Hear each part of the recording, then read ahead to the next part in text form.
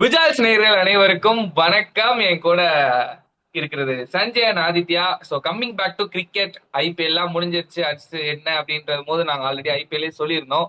இந்த மாதிரி டெஸ்ட் சீரீஸ்லும் நம்ம கண்டிப்பா வீடியோ போடுவோம் அப்படின்ட்டு. ஸோ டெய்லி போடலாம்னு நினைச்சிட்டு இருந்தோம். But okay, almost day test ஒன்னே முடிஞ்சது. ஸோ இன்னைக்கு ஒரு இங்கிலாந்து சர்ப்ரைசிங்லி இங்கிலாந்து வின் பண்ணிட்டாங்க. டே 5 வரைக்கும் போய் வின் பண்ணிட்டாங்க.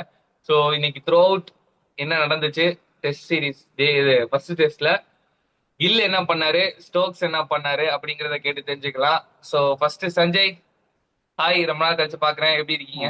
வணக்கம். எல்லாரும் நல்லா இருக்கீங்க நம்புறோம். ஸோ நானுமே நல்லா இருக்கோம், நாங்களுமே நல்லா இருக்கோம். ஸோ குஜால்ஸ் வந்து திருப்பி வந்து பேக் டு ஃபார்ம் வரணும். ஸோ டெய்லியுமே நாங்க வீடியோஸ் போடுவோம். ஸோ இந்த டெஸ்ட் வந்து கொஞ்சம் பிரேக் ஆகி போச்சுன்னு வச்சுக்கலாம். பட் நெக்ஸ்ட் டெஸ்ட்லன்னு பாத்தீங்கன்னா டே டு டே அப்டேட் வந்து பக்காவா வரும்னு சொல்லிட்டு நாங்க சொல்லிட்டு ஆரம்பிக்கிறேன். ஸோ ஓகே, என்னோட பாயிண்ட் ஆஃப் வியூல ஆரம்பிக்கிறேன். ஸோ பிக்கெஸ்ட் சேஸ் இது வந்து செகண்ட் டைமா அப்படின்னு சொல்லிட்டு சொன்னாங்க. இந்த ரன் வந்து பிக்கெஸ்ட் சேஸ்ன்ட்டு.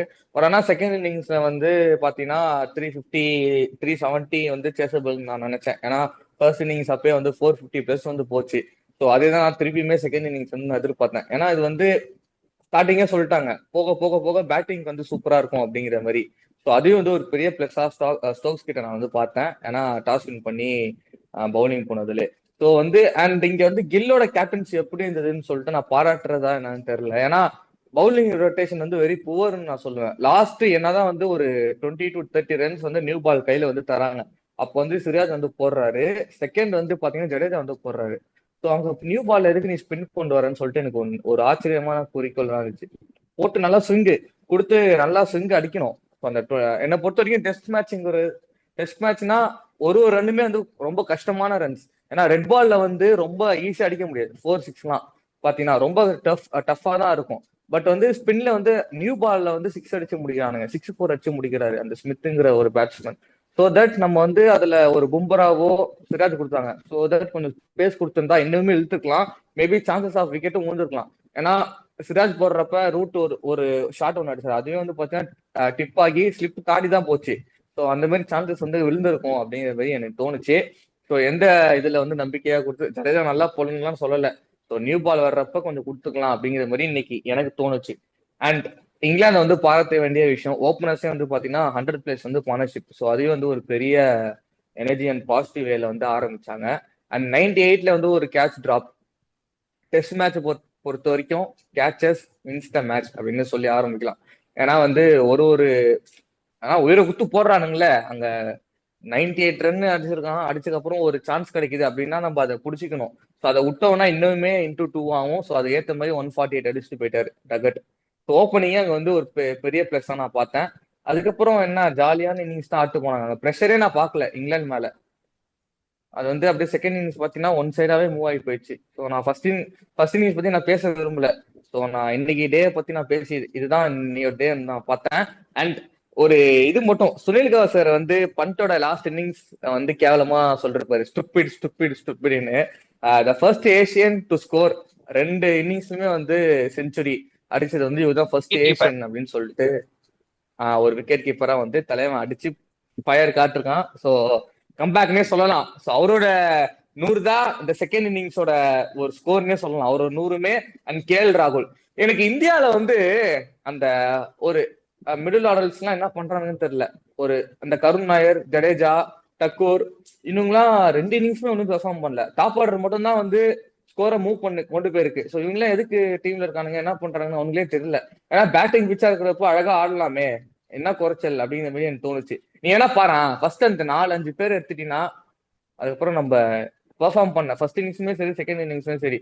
ஸோ இன்னும் ஒரு 100 ரன்ஸ், ஒரு 450 460 மாதிரி நம்ம கொண்டு போயிருந்தா, இப்ப பால் நியூவா வேற கொடுத்துருந்தாங்க லாஸ்ட் ஒரு 2 ஓவர். அந்த பால்ல இன்னுமே ஸ்விங் பண்ணி அந்த விக்கெட் எடுத்துக்கலாம். மோர் 100 to win மாதிரி இருந்திருக்கும். ஸோ அதுதான் எனக்கு பார்த்தேன். 450 ஒரு ரீசனபிள் ஸ்கோரா இருந்திருக்கும். அந்த நடுவில் மிடில் டாலர்ஸ்க்கு அப்புறம் வந்த எல்லாருமே வந்து இந்தியாவில வந்து சொதப்பிட்டாங்க அப்படின்னு தான் நான் சொல்லுவேன். ஸோ அது வந்து பெரிய டிசப்பாயின்ட்மெண்ட்டா நான் பாக்குறேன். Okay, super. ஓகே, டிசப்பாயின்மெண்டிங் தான் ஆக்சுவலா சொல்ல போனா. ஆதி, நீ எப்படி பாக்குற டெஸ்ட் 1? ஃபர்ஸ்ட் பயங்கர எல்லா எக்ஸ்பெக்டேஷன்ல வியூவர்ஸ்க்கும் நடந்தது. பட் ஃபர்ஸ்ட் எல்லா அது சொல்றதுக்கு ஆ முன்னாடி இன்னொன்னு சொல்லிடுறேன். ஒரு எப்படி சொல்றது, ஒரு ஹிஸ்டரியில, கிரிக்கெட் ஹிஸ்டரியில வந்து ஒரு டீம் 5 இண்டிவிஜுவல் 100 அடிச்சு தோக்குற ஃபர்ஸ்ட் மேட்ச் இதுதான்.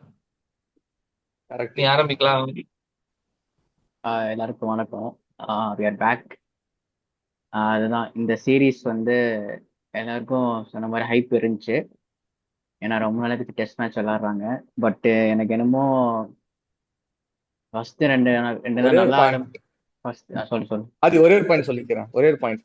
எனக்கு வந்து ஃபர்ஸ்ட் ஃபர்ஸ்ட் மேட்ச் வந்து விராட் கோலி இல்லாம நம்ம ஆடுறோம். விராட் கோலி, ரோஹித் சர்மா, அந்த அக்ரேசிவ் வந்து நீங்க நான் மிஸ் பண்றேங்கிற மாதிரி இருந்துச்சு. எனக்கு ஃபீல் ஆச்சு. ஒரு ஃபயர் பவுலிங்ல, ஒரு ஃபயர், அந்த வெறி கொண்டு எதுவுமே இல்ல. அதுவே வந்து ஏதோ போடுறானுங்க, ஏதோ ஓடி வந்து போட்டுட்டு இருக்கானுங்க, அவ்வளவுதான். அந்த ஒரு கோலி எந்த ஒரு டீம் ஒரு ஃபயரா கொண்டு போவோம், அந்த இது இல்லையோ. அவரை கொஞ்சம் மிஸ் பண்றேன் நான் இன்னைக்கு டெஸ்ட்ல. சத்தியமா நான் சொல்லுவேன். So, இந்த பாயிண்ட் நான் சொல்லணும்னு சொல்லிட்டு சொன்னேன். நீ கண்டினியூ பண்ணிக்கோ. ஓகே. இல்லை, அதான் சொல்ல வந்தேன். விராட் கோலிக்கு முன்னாடி, கேப்டனாக இருந்ததுக்கு முன்னாடி டெஸ்ட் மேட்ச் விளாடும். எப்படின்னா பேட்டிங்ல ஏதோ நல்லா ஆடுவோம். ஆடிட்டு பவுலிங்ல பயங்கரமாக சொதப்புவோம். அன்னைக்கு தான் அதே மாதிரி தான் இந்த மேட்ச் ஆடினாங்க. சொன்ன மாதிரி 5 செஞ்சுரி அடிச்சு தோத்துருக்காங்கன்னா அது என்ன சொல்றதுன்னே தெரியல. ரொம்ப மோசமான பவுலிங்கா.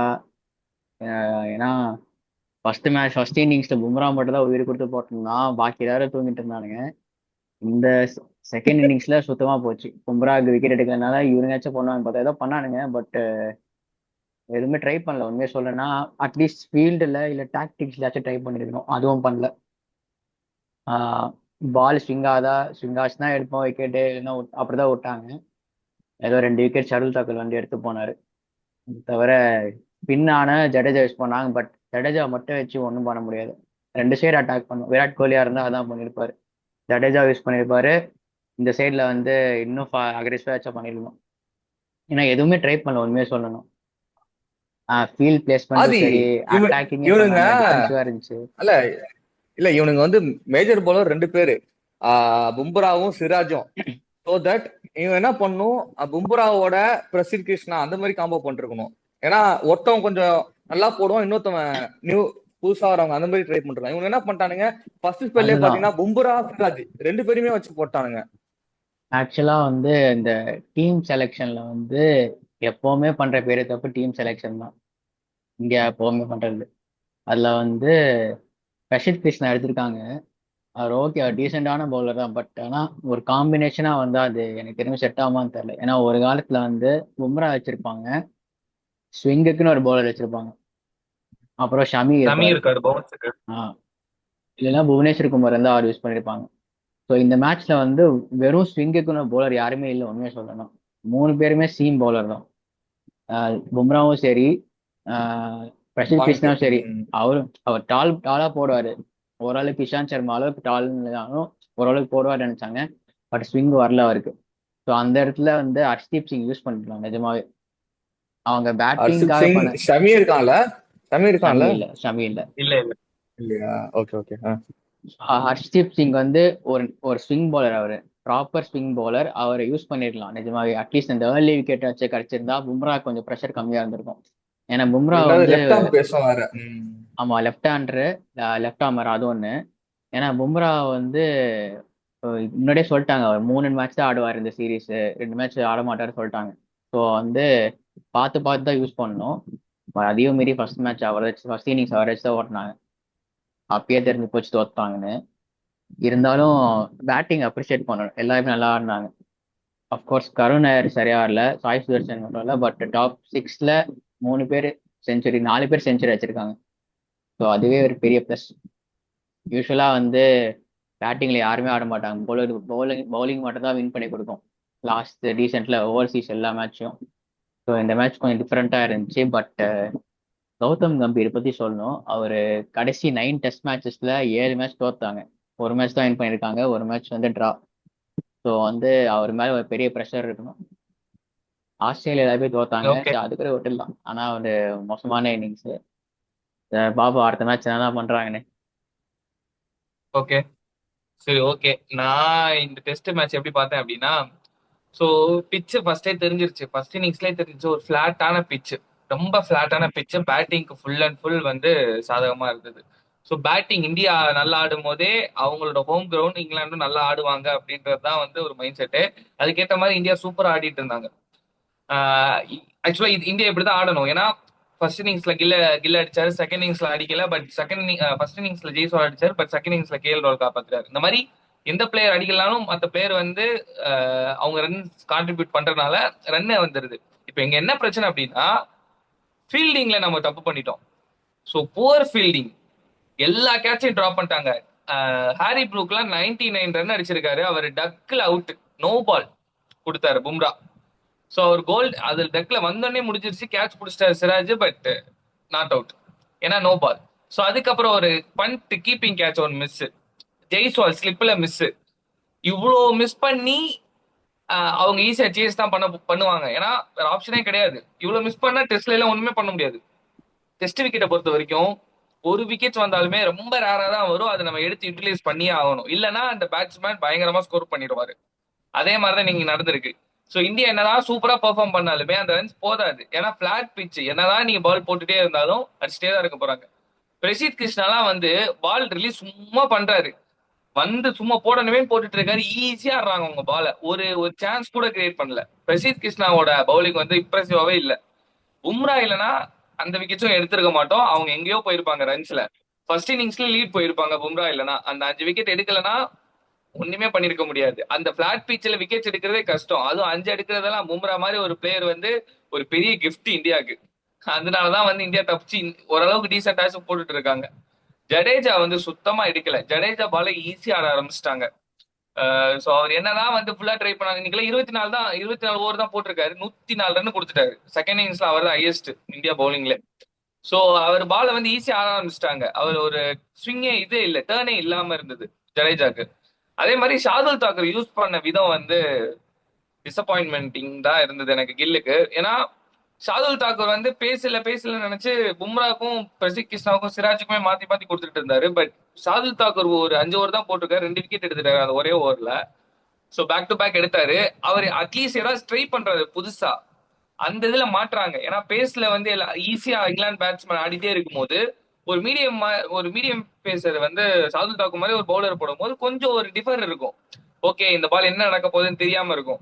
சோ அந்த இதுல ஷார்துல் தாக்கூருக்கு இன்னும் எக்ஸ்ட்ரா ஓவர்ஸ் கொடுத்துருக்கலாம். அப்படிங்கிறது தான் வந்து ரன் அடிச்சிருந்தாலுமே அவங்க விக்கெட்ஸ் போயிருப்பாரு ஷார்துல் தாக்கூர். சோ அந்த இடத்துல கில்லு தப்பு பண்ணிட்டாருன்னு நினைக்கிறேன். பட் நான் கில்லு மேல பெருசா நான் குறை சொல்ல மாட்டேன். அவர் ஒரு நல்ல கேப்டன்சி தான், நல்ல ஒரு கேப்டன் மெட்டீரியல் தான். சோ இதுல வந்து நல்லா தான் பெர்ஃபார்ம் பண்ணிருக்காங்க. பவுலிங் ரொட்டேஷன்ல பவுலர்ஸ்க்கே எடுக்கல, பிளாட் பிட்ச்ல சிராஜுக்கெல்லாம் எடுத்திருக்கணும். பட் சிராஜ் வந்து மாங்குன்னு போட்டுட்டு இருக்காரு, வந்து அடிச்சு ஈஸியாடிட்டு இருக்காங்க. முக்கியமா இந்த இனி மேட்சோட வின்னிங் கொஞ்சம் வந்து இனி கொஞ்சம் ஓவரால் நல்லா போட்டாரு ம் சிராஜ். ஓகே போட்டாரு. பட் வந்து அவ்வளோ இது இல்லையான்னு நான் நினைக்கிறேன். ஏன்னா அவர் பிரசித் முன்னாடி கிருஷ்ணா போட்டிருக்க தான் ஒரு ப்ராப்ளம். இதெல்லாம் வந்து ஷமி ஆமா மாதிரி ஒரு பவுலர் தேவை. ஏன்னா பும்ரா மாதிரி தேவை. ப்ரெஷர் கொடுத்தா இவர் வந்து விக்கெட் எடுத்து விட்டுருவாரு. அந்த மாதிரி யாரும் இல்லை, அதுதான் பிரச்சனை. அதே மாதிரி கன்சிஸ்டன்சியா பெர்ஃபார்ம் பண்ணிட்டாங்க இங்கிலாந்துல. ஓபனர் பென் டக்கெட் வந்து 2 மேட்ச்மே அடிச்சிட்டாரு. 2 மேட்ச்மே அவர் ஃபர்ஸ்ட் மேட்ச் 64 ரன் அடிச்சிருந்தாரு, செகண்ட் மேட்ச் 149. ஸோ அந்த ஒரு பெர்ஃபார்மன்ஸ்னாலே ரூட் சொல்லவே தேவையில்லை. அவர் நிக்க வச்சா ஆடிட்டே இருப்பாரு, எத்தனை நாள் வேணாலும் ஆடுவாரு. அதுக்கேற்ற மாதிரி அவர் ஒரு சைட்ல நின்ட்டாரு. விக்கெட்ஸே நம்ம லேட்டா தான் எடுத்தோம் செகண்ட் இன்னிங்ஸ்ல பொறுத்த வரைக்கும். 371 தான் டார்கெட் அப்படிங்கிற போது அவங்களுக்கு இனஃப் டைம் இருந்தது. இதுக்கு நடுவுல ரெயின் வேற. பட் அவங்க நிறைய டைம் இருந்தது. அந்த டைம்ல வந்து நம்ம ஏதாச்சும் அட்லீஸ்ட் ஒரு டீ பிரேக் அப்புறம் வந்து ஒரு ஒரு எனர்ஜெட்டிக்கா எடுத்து போட்டிருக்கலாம். டீ பிரேக் அப்புறம் வந்து இன்னும் எனர்ஜியா போட்டு விக்கெட்ஸ் முன்னாடி ஏர்லியா ட்ரை பண்ணிருக்கணும் அட்லீஸ்ட். பட் பண்ண முடியல. எனிவே அவங்களோட ஹோம் டவுன்ல அவங்க ஈஸியா வின் பண்ணிட்டாங்க. நான் என்ன நினைச்சேன்னா அதுக்கு சரி ஓகே இந்தியா நல்லா பேட்டிங் ஆடிட்டாங்களே, அடிக்க முடியாதுன்னு நினைச்சேன். But correct. அதெல்லாம் கிடையாது, ஈஸியா ஆடிடும்னு சொல்லி ஸ்டோக்ஸ் தலைமையில இங்கிலாந்து ஃபர்ஸ்ட் டெஸ்டா ஈஸியா வின் பண்ணிட்டாங்க. இதுக்கே மழை பெஞ்சு ஸ்டாப் ஆச்சு. ஒண்ணும் பண்ண முடியல. ஆனா அட்லீஸ்ட் கையாச்சு போனாங்க பார்த்தேன், அதுவுமே பண்ணல. இல்ல டை பண்ணிடலாம், அந்த பட் ஜேமி பரவாயில்ல. ஸ்மித்தும் நல்லா ஆடினாரு அவங்க டீம்ல. நல்ல ஒரு பேட்ஸ்மேனா மேபி ஆக்சுவலா டெஸ்ட் டை சீரிஸ்ல இருப்பாருன்னு நினைக்கிறேன். டை டிரா ஆகாம இருந்தா நல்லதுதான், அப்போதான் திருந்துவாங்க. ஏன்னா 5 நாள் ம். நல்லா விளையாண்டு தோக்குறது வந்து டிரானா ஒரு மாதிரிதான் இருக்கும். தோக்குறதே ஃபர்ஸ்ட் இல்லடா, இருக்கக்கூடாது. நம்ம இது வந்து பேட்டிங் பிச் அப்ப ஃபர்ஸ்ட் இன்னிங்ஸ்ல வந்து 450 அடிச்சே அவனுக்கு கிட்ட வந்துட்டானுங்க, கரெக்டா? அப்போ இல்ல நம்ம யோசிச்சு செகண்ட் யோசிக்கணும். பாருங்க, அந்த கேட்ச் டிராப் பண்ணலனா அவங்க 100 ரன் ஷாட். அது கரெக்ட் தான்டா. உண்மைதான். இல்ல இப்ப அது கரெக்ட் தான் நீ சொல்றது. பட் அந்த லட்சணத்துல இருக்கும்போது நம்ம இன்னும் 450 புஷ் பண்ணிருக்கோம்னு நான் சொல்ல வரேன். மிடில் ஆர்டர்ஸ்ல என்ன கழட்டுறானுங்க, அவனுக்கு என்னடா வேலை? அதுதான் எனக்கு ஒண்ணுமே 2 இன்னிங்ஸ்மே அவுட் ஆயிட்டு போவானுங்க. எனக்கு செம்ம இல்ல விருப்பாச்சுடா. ஆக்சுவலா சாய் கருண் சுதர்ஷன் நாயர். ஃபுல் பிரஷர்ல ஆனாரு. சோ அவ்வளவு எதுவுமே சொல்ல முடியாது. நான் Sai Sai Sudharsan full Sudharsan pressure. Opening மேல சொல்லல, கருண் நாயர் நான் ஆடி கீழே இருக்கலாம். சொல்றேன்.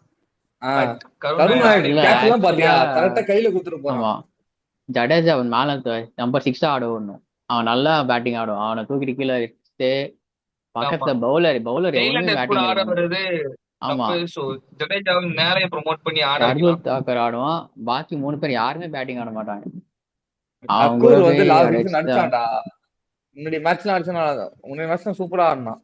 ஷர்துல் இன்னைக்கு கூட என்ன போறதுன்னு தெரியல. ஆமா நிற்பான். திடீர்னு கூப்பிட்டு வந்தா இல்ல அப்படிதான் ஆடுவான். தாக்கூரை எந்த பர்பஸ்க்கு எடுத்தாங்கன்னு எனக்கு புரியல. சோ ஒரு ப்ராப்பர் பவுலர் வேணும்னா பவுலருக்கே போயிருக்கலாம். இல்ல ஒரு பேட்டிங் வேணும்னா எனக்கும் நிதிஷ் ரெட்டிக்கே போயிருக்கலாம். அவங்க ஏன் வந்து எனக்கும் அதான் தாக்கூரை யோசிச்சேன். எடுத்து யூஸும் பண்ணாம யூஸ் பிளேயரா பண்ணல அவனை. இருக்காருங்கிற ஒரு கொஸ்டின் மார்க் எனக்கு ஆக்சுவலா இருக்கு. ஹாரிஸ் நீ சொன்ன கரெக்ட். டக்கூர் இடத்துல நிதிஷ் ரெட்டியை போட்டா இன்னும் ஒரு 50 ரன் 80 ரன் பூஸ்டப் ஆயிருக்கும் நமக்கு. ஆமா. ஏன்னா உங்களுக்கு தேவை ஒரு பேட்டிங்னா அதுக்கு அங்க போயிடலாம். அவரு ஓரளவுக்கு இது டீசெண்டா போடுவாரு.